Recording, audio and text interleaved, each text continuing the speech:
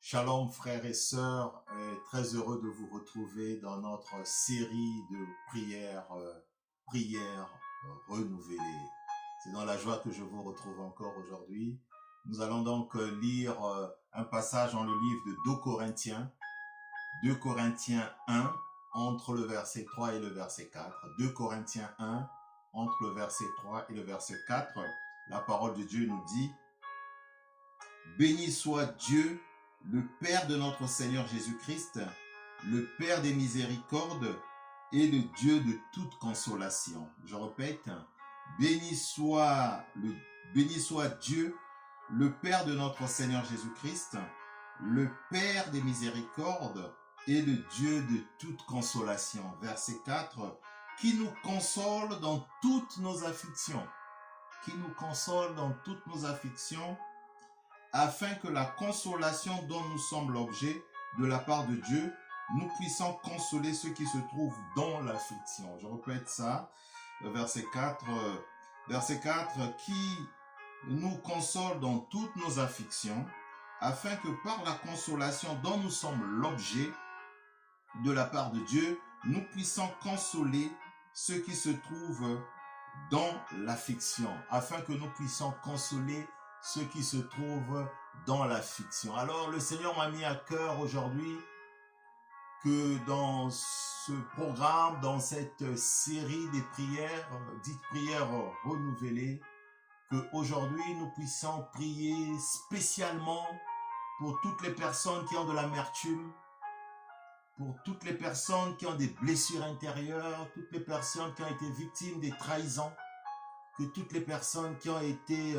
qui vivent des moments de déception. Donc, on va donc prier aujourd'hui pour les amertumes dans le cœur. Nous allons prier pour tout ce qui est blessure intérieure. Vous savez, il y a des gens qui ont été tellement déçus. Ils ont placé confiance en X ou Y, mais en retour, ils ont été déçus. Et cela a blessé leur cœur, a blessé leur intérieur. Certains ont été touchés dans leur amour-propre. Leur dignité a été touchée. Leur personnalité a été salie. Leur honneur a été bafoué.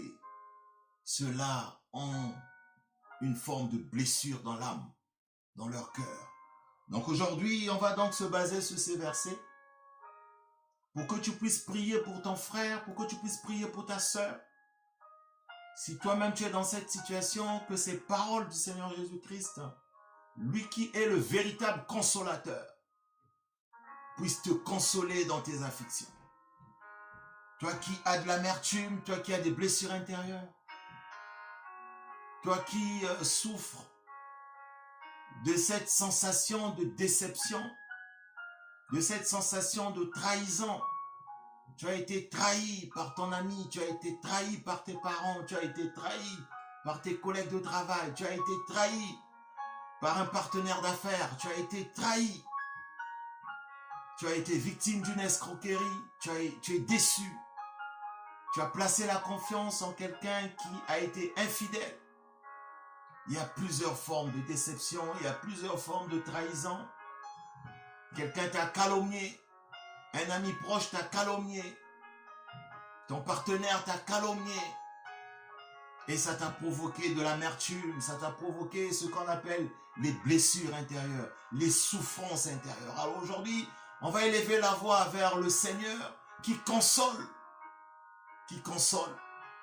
Souvenez-vous de l'histoire de cette femme, de cette veuve dans le livre de Luc au chapitre 7, au verset 11.